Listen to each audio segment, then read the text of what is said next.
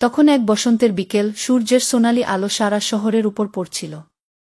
আমি একটি ছোট্ট ক্যাফেতে বসে কফি হাতে আমার ল্যাপটপে কিছু কাজ করছিলাম, কিন্তু মনে অদ্ভুত এক অস্থিরতা ছিল।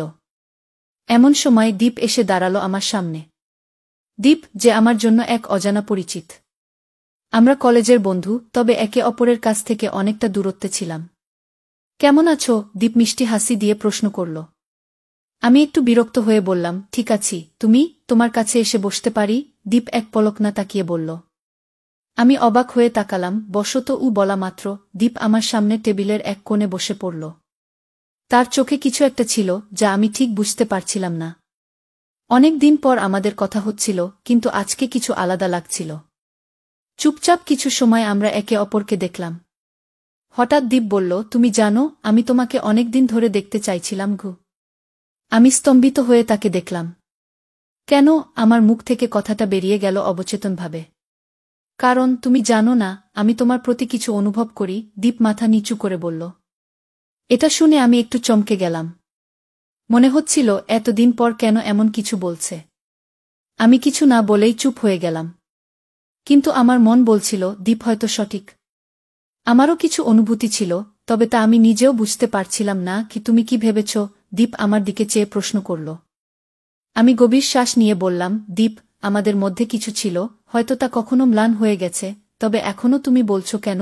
দীপ একটুখানি হাসল, তারপর বলল, কখনো কখনো আমাদের হারানোর ভয় আমাদের সবচেয়ে বড় বাধা হয়ে দাঁড়ায়। তবে আমি জানি, তোমার সঙ্গে এই মুহূর্তটা আমি হারাতে চাই না। কি আমার হৃদয়ে কেমন এক উত্তেজনা অনুভব হতে লাগল। আমি আর কিছু না বলেই তার দিকে তাকিয়ে রইলাম। আমরা দুজনেই চুপচাপ বসেছিলাম, যেন সময় থেমে গেছে। ক্যাফের কোলাহল, লোকজনের হাঁটার শব্দ, সবকিছু হঠাৎ অনেক দূরের মনে হচ্ছিল। শুধু আমাদের মধ্যে এক অদৃশ্য কানেকশন তৈরি হচ্ছিল। দীপের চোখের মধ্যে এক ধরনের মাধুর্য ছিল যা আমি আগে কখনো খেয়াল করিনি। মনে হচ্ছিল সে যেন আমাকে কিছু বলতে চায়, কিন্তু কোনো কারণে না বলতে পারছে। তুমি কি জানো দীপ, আমি একটা দীর্ঘশ্বাস নিয়ে বললাম, আমারও তোমার প্রতি কিছু অনুভূতি ছিল, কিন্তু আমি কখনোই বুঝতে পারিনি। দীপ একেবারে আমার দিকে তাকিয়ে শুনছিল। তার চোখের এক অদ্ভুত গহীনে যেন একটা গল্প লুকানো ছিল। আমার কথার পর সে কিছুক্ষণ নীরব রইল, তারপর মৃদু হাসল। তুমি বুঝতে পারবে যখন সময় আসবে গু। তার কথায় যেন একটা শান্তিপূর্ণ অনুভূতি ছড়িয়ে পড়ল আমার মধ্যে। আমার মনে হচ্ছিল আমাদের মধ্যে একটা গভীর সম্পর্ক তৈরি হচ্ছে, এক নতুন সম্পর্কের শুরু। তুমি কি ভাবছ দীপ? আমি আবার প্রশ্ন করলাম। দীপ মৃদু হাসল। তার হাসি যেন আমার বুকের ভেতর গলার সাথে গাঁথা হয়ে উঠছিল। যখন থেকে তোমার সাথে কথা বলা শুরু করেছি, মনে হচ্ছিল আমরা দুজন একে অপরকে বুঝি, যদিও অনেক দিন পর আবার দেখা। কিন্তু আজ, এই মুহূর্তে আমি জানি, তুমি আমার কাছে অমূল্য। আমি কিছু না বলে চুপচাপ তার দিকে তাকালাম। তার কথাগুলো যেন আমার হৃদয়কে স্পর্শ করছিল। এমন অনুভূতি আগে কখনো হয়নি। সেই মুহূর্তে দীপ হঠাৎ উঠে দাঁড়ালো এবং আমার দিকে এগিয়ে আসল। আমি কিছু বলতে পারলাম না, শুধু তার দিকে তাকিয়ে রইলাম। সে আমার হাতটি আস্তে করে ধরল, আর তার স্পর্শে যেন সমস্ত দুনিয়া থেমে গেল। এটা কি ঠিক দীপ? আমি ঠোঁট কামড়ে বললাম, কিন্তু আমার মন আর শরীর তার স্পর্শে শিথিল হয়ে গিয়েছিল। হ্যাঁ, এটা ঠিক, দীপ কোমল কণ্ঠে বলল। তুমি জানো, আমাদের মাঝে যে দূরত্ব ছিল তা শেষ হয়ে গেছে। আজ থেকে আমি আর তুমি একে অপরকে ছাড়া কিছুই ভাবতে পারব না। কি তার কথা শুনে আমি আর নিজেকে ধরে রাখতে পারলাম না। স্টান উঠে দাঁড়িয়ে তার কাছে চলে এলাম।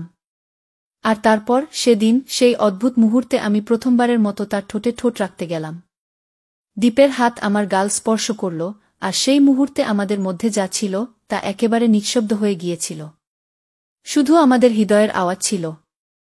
দীপ আমার হাত দুটি শক্ত করে ধরল। সে কিছু বলতে চাইল, কিন্তু আমি তার ঠোঁটে আঙুল রেখে চুপ থাকতে বললাম। এই মুহূর্তটি যেন এক অভিশাপ, এক স্বপ্ন। আমি আর দীপ একে অপরকে ছাড়তে চাইছিলাম না। সময় কোথায় চলে গিয়েছিল জানি না, তবে আমরা দুজন একে অপরের মধ্যে হারিয়ে গিয়েছিলাম।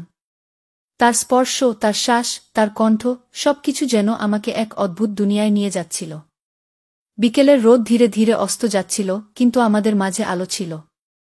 একে অপরকে আঁকড়ে ধরেছিলাম আমরা, এবং জানতাম যে এই সম্পর্ক আর কখনো ছিন্ন হবে না। দীপের ঠোঁট থেকে এক মৃদু স্পর্শ, আর আমি বুঝতে পারলাম মুহূর্তটি বদলে গেছে। তার হাতে তার ভালোবাসা ছিল, তার চোখে ছিল এক গভীর আকাঙ্ক্ষা। আমার হৃদয় দ্রুত আঘাত করতে শুরু করল, যেন আমি এক নতুন পৃথিবীতে প্রবেশ করছিলাম। দুজনের মধ্যে সময় যেন থেমে গিয়েছিল এবং চুম্বনটি এক অবিরাম প্রবাহের মতো হতে লাগল। দীপ যেন আমার প্রতি তার সমস্ত অনুভূতি প্রকাশ করতে চাচ্ছিল। তার ঠোঁট আমার ঠোঁটে মিশে গিয়েছিল, আর আমি ভাবতে পারছিলাম না কখন আমরা এত কাছে চলে এসেছি।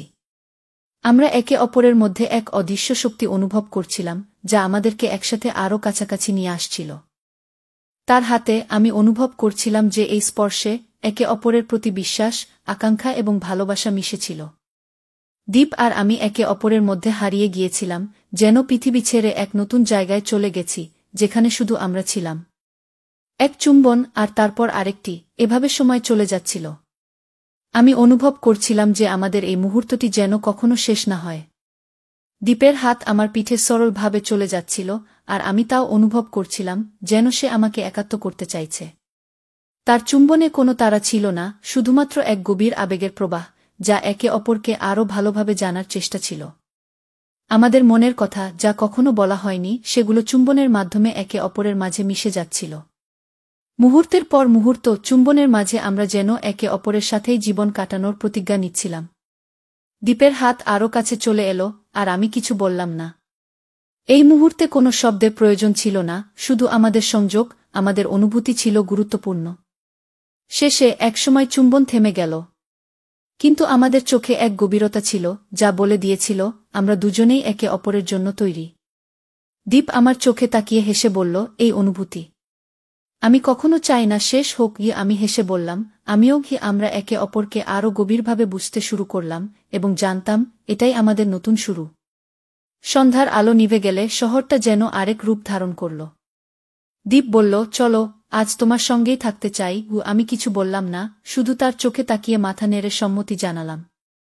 আমরা হাতে হাত রেখে হেঁটে চলে এলাম আমার ভাড়া রুমে। সারা পথ চুপচাপ, কিন্তু আমাদের চোখে চলছিল অজস্র কথা। ঘরে ঢুকেই দীপ জানালার পাশে গিয়ে দাঁড়াল।